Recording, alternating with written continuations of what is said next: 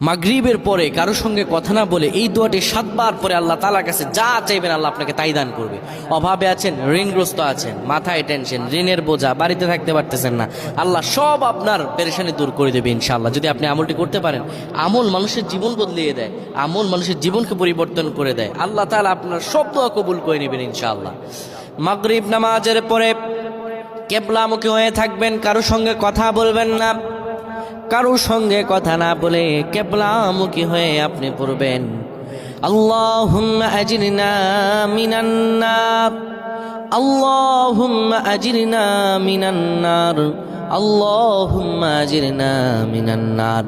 যদি এটি আপনি মাগরিব নামাজের পরে কারো সঙ্গে কথা না বলে পড়ে 7 বার পরে দুটি হাত তুলে আল্লাহর কাছে দোয়া করেন, আল্লাহ জাহান্নামের আগুন থেকেও বাঁচাবেন এবং আল্লাহ আপনার সব দোয়াগুলো কবুল আর মঞ্জুর করে নেবেন।